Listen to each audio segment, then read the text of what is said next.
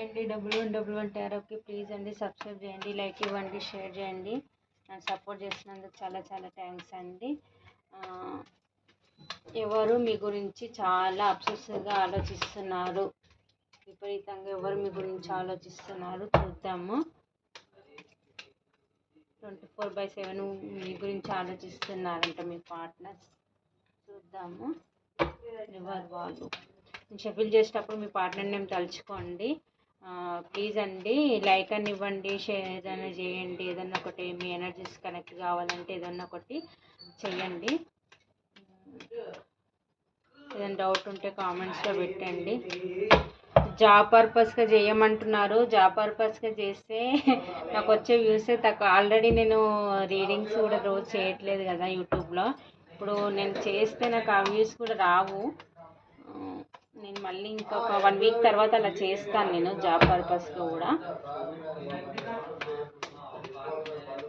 నేను షఫిల్ చేసేటప్పుడు మీ పార్ట్నర్ నేమ్ తలుచుకోండి.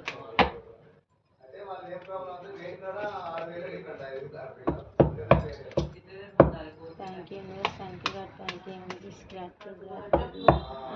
మా వ్యూస్ ఒక పార్ట్నర్ చాలా విపరీతంగా ఆలోచిస్తున్నారు అంట. ఎందుకో చూద్దాం యూనివర్స్.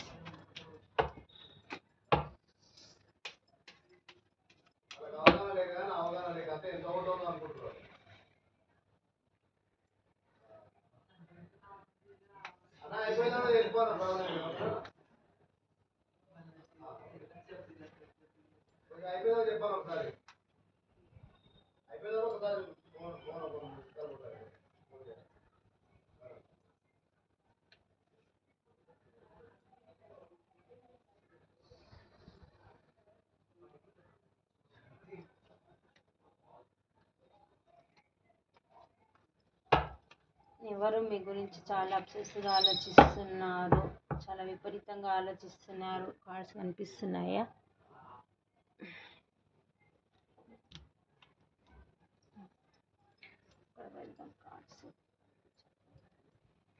ఎవరు మీ గురించి విపరీతంగా ఆలోచిస్తున్నారు అంటే మీ పాస్ట్ పర్సన్ అండి. మీకు పాస్ట్లో చీటింగ్ చేసిపోయిన పర్సన్ అండి.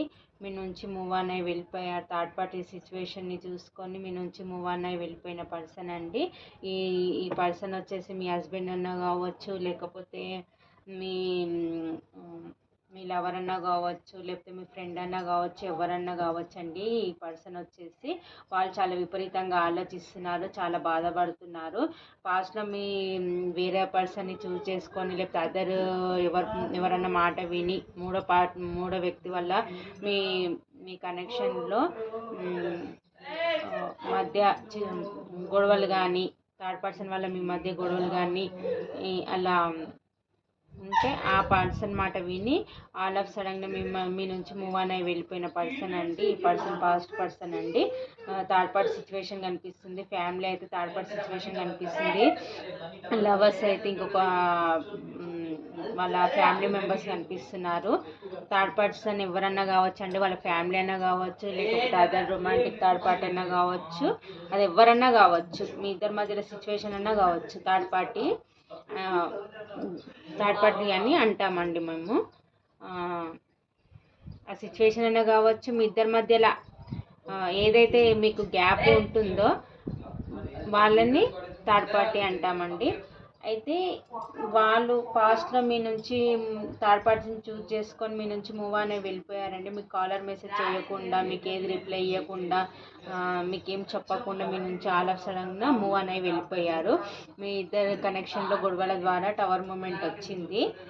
ఆ పర్సన్ మీ గురించి ఆలోచిస్తున్నారు. పాస్ట్లో ఇప్పుడు మీ నుంచి మూవ్ ఆన్ అయి వెళ్ళిపోయాక ఎక్కడైతే ఉన్నారో అక్కడ అన్నీ ఉన్న తన లైఫ్లో మిమ్మల్ని అయితే మిస్ అవుతున్నారండి. మీ ఇద్దరి మధ్య పాస్ట్లో ఎలా అయితే సెలబ్రేషన్ చేసుకున్నారో, ఎలా అయితే ప్రపోజల్ చేసుకున్నారో, ఎలా అయితే కలిసిమెలిసి ఉన్నారో, ఎలా అయితే మీరు పాస్ట్లో ఇద్దరి మధ్య జరిగిన గొడవలు కానీ, మీ ఇద్దరి మధ్యలో హ్యాపీ మూమెంట్స్ కానీ ఏమున్నా సరే అండి, అవి తలుచుకొని చాలా లోన్లీగా ఫీల్ అవుతున్నారు, చాలా బాధపడుతున్నారు, చాలా మిస్ అవుతున్నారండి. మీ పాస్ట్ పర్సన్ వచ్చేసి అది ఫ్రెండ్ అన్నా కావచ్చు, మీ పర్సన్ అన్నా కావచ్చు, లేకపోతే లవర్ అన్నా కావచ్చు, ఎవరన్నా అండి మీ పర్సన్ అని అంటున్నాను. ఈ పర్సన్ అండి మిమ్మల్ని చాలా చాలా మిస్ అవుతున్నారు. ఇప్పుడు మీ దగ్గర రావాలనుకుంటున్నారు, మీ కాలర్ మెసేజ్ చేయాలనుకుంటున్నారు. 24/7 తన చుట్టుపక్కల ఎంతమంది ఉన్నా కానీ మిమ్మల్ని అయితే మిస్ అవుతున్నారు. మీ కాలర్ మెసేజ్ చేయాలనుకుంటున్నారు. లాంగ్ డిస్టెన్స్లో ఉంటే ట్రావెల్ చేసి రావాలనుకుంటున్నారు. మీ వాయిస్ వినాలనుకుంటున్నారు. ఒక్కడే ఆలోచించుకుంటున్నాడండి. ఒక్కడే లోన్లీగా ఉండి ఆలోచించుకుంటున్నారు, డిఫెండ్ చేసుకుంటున్నారు. పాస్ట్లో మీకు చేసిన దానికి చాలా రిగ్రెట్గా ఫీల్ అవుతున్నారు, చాలా బాధపడుతున్నారు. ఎందుకు ఈ టవర్ మూమెంట్ ఎందుకు వచ్చింది అని చాలా రిగ్రెట్గా ఫీల్ అవుతున్నాడు. ఆ పాస్ట్లో మీ ఇద్దరి మధ్య జరిగిన ఏవైతే ఉన్నాయో అవి తలుచుకొని బాధపడుతున్నాడు. మీ దగ్గరికి ఎలా రావాలని ప్లాన్ వేస్తున్నాడు. వచ్చి మీకు ఎలా అయితే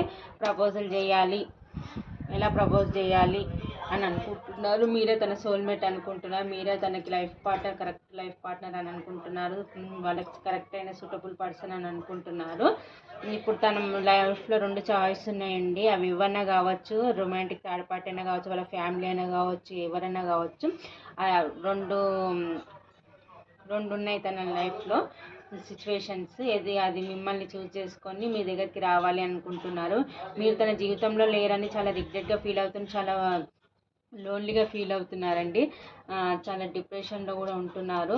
24/7 మీ గురించి ఆలోచిస్తున్నారు. మీ దగ్గరికి రావాలనుకుంటున్నారు. మీ కాలర్ మెసేజ్ చేయాలనుకుంటున్నారు. మీ దగ్గరికి వచ్చి సెలబ్రేషన్ చేసుకోవాలి, మీకు కప్ ఆఫర్ ఇవ్వాలి అని అనుకుంటున్నారండి. మీతో న్యూ బిగినింగ్ చేయాలి లైఫ్ అనుకుంటున్నారు.